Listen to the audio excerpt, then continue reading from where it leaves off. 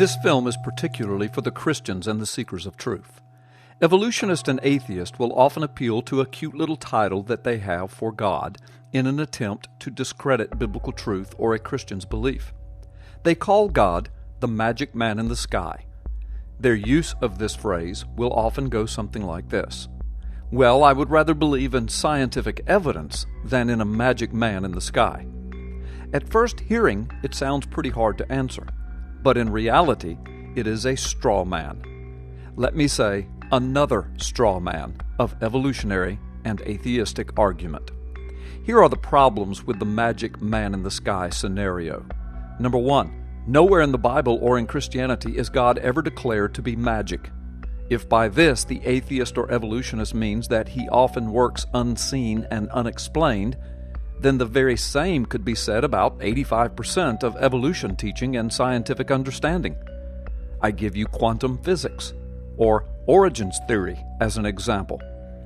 Number two, nowhere does the Bible or Christianity proclaim God to be a man in the sky.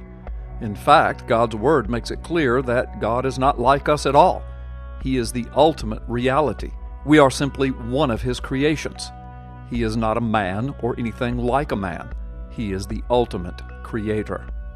As for His residence being in the sky, again, nowhere does the Bible or Christianity proclaim that God dwells in the sky. When we speak of heaven, we speak of the dimensional abode or dwelling place of God, not the skies around us. God is multidimensional.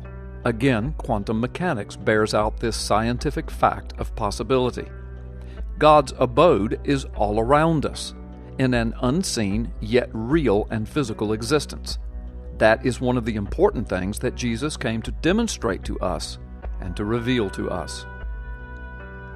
So, believing in the evidence rather than a magic man in the sky is a straw man argument. No true biblical Christian has ever professed belief in a magic man in the sky.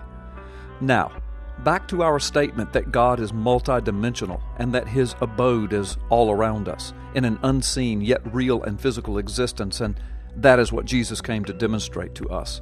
Consider this illustration. In the middle of a 2,000-acre prairie ranch is a pond. Under the surface of that pond exists a complete ecosystem and another world of life. It is another dimension, so to speak. What lives under that water has no concept of the world around them. They only get glimpses of it through the skim of the water's surface. That is all they know of it. If the fish comes out of his dimension, he dies. He has no concept of humanity, cities, airplanes, automobiles, other life forms, plant life, forests, the moon, the stars, the universe, space travel, etc. A fish in the pond in the middle of a 2,000-acre ranch simply cannot fathom the world that is around him. Yet it all exists, all around him, every day, in flesh and blood reality. The fish is just not equipped to see it or to experience it. Jesus came from the domain and dimension of God. God put on a scuba diver suit, if you will, and He entered the pond of our existence. He came to tell us that there is a whole other reality, another dimension of life and existence that is all around us. But we simply are not equipped to see it or experience it yet. But we can be, by believing the message of Jesus Christ, calling upon Him to save us, serving Him as Lord. We will be made able to experience the universe of reality all about us forever. Just as silly as it sounds to us if a fish were to say, "Well, because I can't see the world around my pond, it doesn't exist. And because I can't imagine the world around my pond, it can't exist. The only thing that really exists around my pond and in my pond is what I can see within my reality." Just as silly as that sounds to us, for we know that we do exist, whether the fish believes in us or not, the atheist and the evolutionist sounds just as silly to the heavenly realm when they shake their fist and scream about, of all things, a magic man in the sky.